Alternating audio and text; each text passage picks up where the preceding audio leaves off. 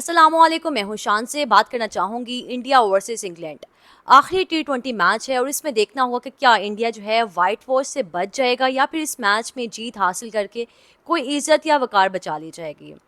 लेकिन ये मैं अपनी ज़ुबान नहीं बोली, जहाँ तक मेरा ओपिनियन है मुझे नहीं लगता कि जब आप कोई कप्तान चेंज करते हैं, प्लेयर्स न्यू ऐड करते हैं टीम में, अगर टीम मैच हार भी जाती है बायलेटरल सीरीज़, तो इसमें कोई हर्ज वाली बात नहीं है। वहाँ पे आप अपनी टीम को तैयार कर रहे होते हैं, न्यू प्लेयर्स को आप आजमाते हैं कि किस प्लेयर में कितना पोटेंशियल है, कितनी एबिलिटी है।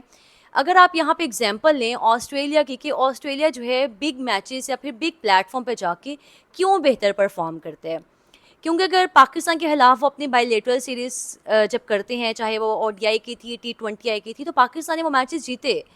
लेकिन उसमें उन्होंने अपने प्लेयर्स को आजमाया कि क्या हमारा प्लेयर इस कंडीशन पे जाके या फिर इस कंडीशन पे जाके परफॉर्म कर सकता है या नहीं। लेकिन वहाँ पे जब एशियन कंट्री से टीम उठ के जाती है बाहर, सीना कंट्री में या फिर कहीं भी मैचेस हो रहे हों, तो हम एकदम से अपना ओपिनियन बना लेते हैं कि अच्छा हमारे इस प्लेयर में तो इतनी एबिलिटी है ही नहीं। यहाँ पे अगर बात कर लीजिए, सबसे पहले है मैं श्रेयस अय्यर की बात करना चाहूँगी, जो कि कैप्टन है, न्यू कैप्टन है। इससे पहले सूर्य कुमार यादव थे और बहुत से लोग ये बात कर रहे हैं कि सूर्या को आपने कप्तानी से उतारा, बहुत गलत किया। वो एज ए कैप्टन भी बहुत अच्छे थे, एज ए प्लेयर भी बहुत अच्छे थे। अगर आप उनकी विनिंग रेशो देखें तो वो भी 86% है। और अगर आप उनकी वैसे एज ए प्लेयर परफॉर्मेंसेस देखें तो वो भी बहुत अच्छी हैं। उनकी 4 सेंचुरीज हैं, 3 उनकी जो सेंचुरीज हैं वो सीना कंट्रीज़ में हैं। और इसमें कोई शक वाली बात नहीं है कि बेहतर कप्तान थे, बेहतर प्लेयर थे। लेकिन बेहतर कप्तान क्यों थे, यहाँ पे एक सवाल आता है आपके जहन में। वो इसीलिए थे, आज अगर हर कोई बात करे कि इंडिया लगातार 5 मैच हार है T20, 2 जो हैं आयरलैंड के खिलाफ हैं, बाकी जो 3 मैचेस हैं वो इंग्लैंड के खिलाफ हैं। सूर्य कुमार के पास आई थिंक, जहाँ तक मेरा ख्याल है, कि बेहतर बॉलिंग लाइनअप थी। उनके पास बुमराह थे, उनके पास हार्दिक पांड्या थे, लेकिन जो कि श्रेयस अय्यर के पास नहीं है। और इंडिया अभी भी चाहता तो बुमराह को भेज देता, हार्दिक पांड्या को टीम में शामिल करता, क्यों नहीं किया? क्योंकि वो आगे फ्यूचर का सोचते हैं। उनको पता है कि हमने जब मुश्किल टाइम आएगा तो हम मेन प्लेयर्स को दोबारा टीम में शामिल कर देंगे।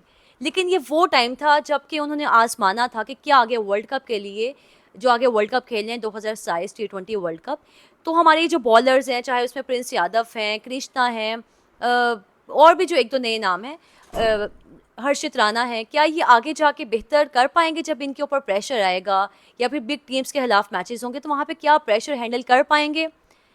लेकिन हम लोग एकदम से अपना स्ट्रॉन्ग ओपिनियन बना लेते हैं कि ये प्लेयर नहीं अच्छा, ये कप्तान नहीं अच्छा। खैर, मैचेस के ऊपर आते हैं कुछ के काफ़ी लोग जो हैं तनकीद कर रहे हैं वैभव सूर्यवंशी को, जो कि शायद बहुत गलत है। और बहुत से लोग ये बात कर रहे हैं, उसमें इंडियंस ही हैं, कि आपने क्यों वैभव को यहाँ पे चांस दिया। अगर आपने दे भी दिया तो आपने देख लिया कि शायद वो सिर्फ आईपीएल की हद तक ही हैं, जो कि बहुत एक गलत चीज़ है। कि जहाँ तक आईपीएल का आप कंपैरिजन कर रहे हैं इंटरनेशनल लेवल की क्रिकेट का, तो वो शायद कोई कंपैरिजन, पहली बात है, बनता ही नहीं। अगर आप कर भी रहे हैं तो बहुत गलत चीज़ है कि वैभव जो कि 15, 16 या 17 साल के हैं, अगर वो आईपीएल में बहुत बेहतर उन्होंने खेला, क्योंकि वहाँ पे डिफरेंट कंडीशंस हैं, फ्लैट पिचेस बनाई जाती हैं। और इसमें कोई दो राय नहीं है कि जब आप बाहर जाते हैं सीना कंट्रीज़ में, चाहे वो इंग्लैंड है, न्यूजीलैंड है, ऑस्ट्रेलिया है, वहाँ पे डिफरेंट पिच आपको मिलती है। स्विंग भी है, सीम भी है पिच के ऊपर।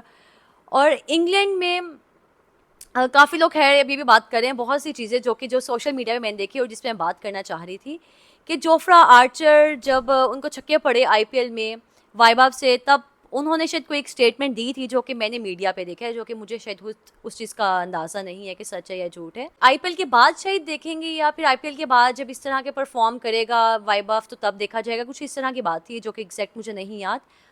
और काफ़ी लोग कह रहे हैं कि देखिए अब लगातार 2 मैचेस में वो जोफ्रा आर्चर से ही आउट हुए हैं।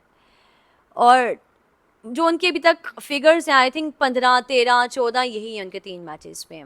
लेकिन फिर भी आप अंदाज़ा लगाएं कि वो जो बंदा है, वो फिर भी हर मैच में एक ना एक छक्का लगा रहा है किसी बेहतर प्लेयर को। चाहे वो जोश टंक हैं, जोफ्रा हैं, आदिल रशीद हैं, कुछ जितने भी आप बॉलर, कोई भी उसके आगे आ रहा है। खैर, आगे तक तो इतने बॉलर्स तक बात गई नहीं, शुरू में वो आउट हो जाते हैं। लेकिन कोई भी उसके आगे आता है वो एक छक्का ज़रूर लगाता है, बताता है कि मेरे में वो पोटेंशियल है, मेरे में वो इंटेंट है, जो कि मैं यहाँ पे शो कर रहा हूँ। लेकिन हाँ, उस तरह से अपनी इनिंग्स को बिल्ड करना या क्रीज पे स्टे करना वो नहीं कर पा रहे। और टाइम के साथ ही चीज़ें बिल्ड होती हैं। लेकिन आप उस प्लेयर को तनकीद का निशाना बना रहे हैं, लेकिन वहाँ पे अगर आप पूरी बैटिंग लाइनअप देखें, तिलक वर्मा देख लें, जो कि है, लोगों ने तो उनको भी नहीं बख्शा कि मेरी एक इनिंग्स है एशिया कप में पाकिस्तान के खिलाफ। मतलब आप किसी को बख्श नहीं रहे, आप एकदम से अपना इतना स्ट्रॉन्ग ओपिनियन बना रहे हैं। जब कप्तान चेंज होता है, प्लेयर्स बीच में नहीं आते हैं, तो उस तरह की आपकी बॉन्डिंग नहीं होती, टाइम लगता है चीज़ों को।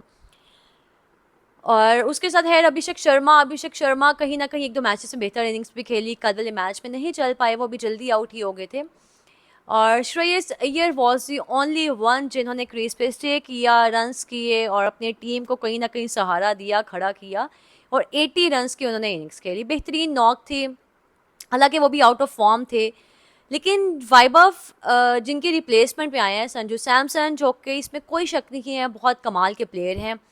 आईपीएल में खैर इस बार तो आईपीएल में उस तरह की फॉर्म नहीं थी। नॉकआउट मैचेस में जो उन्होंने 2-3 इनिंग्स खेली थी और उसके बाद दोबारा से एक कह लें कि उनको वो एक अपनी जगह बना पाई थी इंडियन टीम में, लेकिन दोबारा उनको जो टीम से बाहर किया गया या प्लेइंग 11 का हिस्सा नहीं बनाया गया। मैं एक वीडियो क्लिप देख रही थी अश्विन का, जिसमें वो एक आई थिंक पता नहीं कौन थे जिनके साथ वो बात कर रहे थे, और वो ये कह रहे थे कि आप सिलेक्टर हैं और मैं जो हूँ संजू सैमसन हूँ, और जब आप मुझे कहेंगे कि आपको टीम से बाहर बिठाया जाएगा, इस मैच में आपको नहीं खिलाया जाएगा, तो आगे संजू क्या रिप्लाई करते हैं कि मैंने तो अभी इंडिया के लिए परफॉर्म किया है और मैं सीनियर प्लेयर हूँ, अब क्या ज़रूरत है मुझे आराम की, पहले मैंने बहुत आराम कर लिया, 2015 के बाद शायद मुझे 8 साल आराम दिया गया, टीम से बाहर किया गया।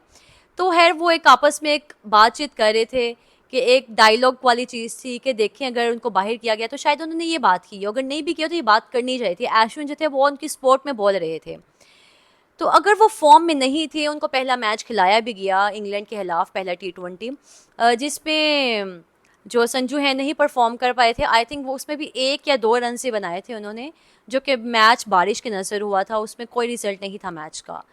तो है जब इस तरह की चीज़ें जब कोई मैनेजमेंट करती है तो वो अपने प्लेयर्स को चेक कर रही होती है, टेस्ट कर रही होती है कि क्या अगले वाले मैचेस में या अगली सीरीज़ में या फिर लॉन्ग टर्म इन प्लेयर्स के साथ जा सकते हैं या नहीं जा सकते। लेकिन उसके ऊपर इतना तनकीद करना या तनकीद का निशाना बनाना, आई थिंक ये बहुत ही गलत चीज़ है। और लेकिन एक लिहाज से अच्छी भी है कि जब इंडियन लोग जो हैं, वहाँ के फैंस हैं, क्रिकेट फैंस, वो जब एक छोटी सी चीज़ के ऊपर भी इतना क्रिटिसाइज़ करते हैं, तो उनकी जो प्लेयर्स हैं, मैनेजमेंट है, वो एकदम से कह लें कि सीधी हो जाती है कि अच्छा अब हमें आगे गलती नहीं करनी। और यहाँ पे हम वर्ल्ड कप हार भी आए, बेशक शुरू में बाहर हो जाएं, एशिया कप हार जाएं, चैंपियंस ट्रॉफी हार जाएं, कुछ ना कर गए मैचेस में 120 पे 120 भी ना हो, तो हमारे जो लोग हैं वो कुछ भी नहीं कहते। और फिर शायद तभी ये हालात हैं पाकिस्तान क्रिकेट के। और पाकिस्तान क्रिकेट का नाम आ ही गया है तो बात करना चाहूँगी कि पाकिस्तान ने जाना है वेस्ट इंडीज़ के खिलाफ, टेस्ट मैचेस हैं और उसके बाद इंग्लैंड के खिलाफ हैं, और सिनेरियो बेस्ड मैचेस हो रहे हैं रावलपिंडी में। बाबर आजम जो है कप्तानी दोबारा दी गई है, आमिर जमाल को टीम में शामिल किया गया है। अब देखते हैं कि प्लेयर्स आगे जाके क्या करते हैं, लेकिन उससे पहले सिनेरियो बेस्ड मैचेस के ऊपर बात करना, या क्या किस प्लेयर का मोमेंटम बना हुआ है, कौन सा प्लेयर फॉर्म में है, फिटनेस के ऊपर शायद अभी बात नहीं करनी चाहिए। अभी मैचेस ही हैं, वो जवाब देंगे। ग्राउंड में बाबर आजम जो बात करते थे, ग्राउंड में जवाब, तो शायद अब हम उम्मीद करते हैं कि वहाँ जाके बेहतर करें। और जो WTC है उसमें भी बेहतर पाकिस्तान को पॉइंट्स चाहिए, क्योंकि अभी तक जो हालात थे बांग्लादेश के खिलाफ और उससे पहले साउथ अफ्रीका के खिलाफ, तो वो आपके सामने ही थे। साउथ अफ्रीका के खिलाफ तो ड्रॉ हुआ था 1-1 से, और उसका बांग्लादेश के खिलाफ लगातार पाकिस्तान 2 मैच हारा था, टेस्ट मैच। तो अब मज़ीद देखते हैं। लेकिन जो आज एक गुड न्यूज़ है कि पहली बार क्रिकेट की हिस्ट्री में लॉर्ड्स में वीमेन टेस्ट मैच खेला गया, और डे 1 के एंड पे हम क्या देखते हैं कि स्मृति मंदाना बेहतरीन नॉक खेली, उन्होंने 80 रन्स बनाए। हरमनप्रीत कौर जो कि इंडिया की कप्तान है 58 किए। जमीमा ने बेहतर इनिंग्स खेली, 35 किए उन्होंने।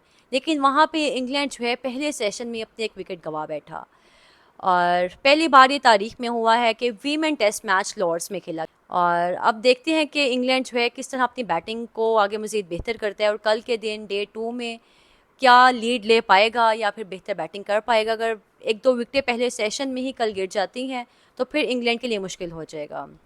लेकिन इंडिया को भी चाहिए कि मज़ीद अपनी कारकर्दगी जो है बेहतर करें। और बॉलिंग अब देखना होगा कि बॉलिंग में क्या होता है, क्योंकि शिफाली वर्मा देख लें आप, या फिर बाकी जो उनकी बैटर्स हैं, उनकी विकेट कीपर हैं ऋचा घोष, उन्होंने भी उस तरह से बैटिंग अच्छी नहीं की। और कल का दिन बहुत अहम है वीमेन क्रिकेट के लिए, वीमेन में इंडिया दोनों, मतलब इंडिया के मेन वीमेन दोनों टीम्स के लिए, कि क्या होगा, क्योंकि कल आखिरी T20 भी है। वाइट वॉश से आई थिंक बचना चाहिए, क्योंकि तारीख में या फिर रिकॉर्ड में शामिल हो जाती है चीज़। और श्रेयस अय्यर क्या करते हैं, कप्तानी किस तरह से होगी, क्या वैभव सूर्यवंशी को चांस मिलेगा कल वाले मैच में या नहीं। तो कल वाले मैच में बहुत से लोगों की नज़रें भी हैं, और इस मैच के बाद बहुत से लोगों का कह लें करियर का भी फैसला हो जाएगा, किन प्लेयर्स को आगे इंडिया जो है कैरी करता है, ट्रेवल करवाएगा, और किन प्लेयर्स को बिठाया जाएगा, और शायद जिनमें वैभव जो है सरे फहरिस्त है। इजाज़त दीजिएगा, अपना बहुत सारा ख्याल रखिएगा। अल्लाह हाफिज़।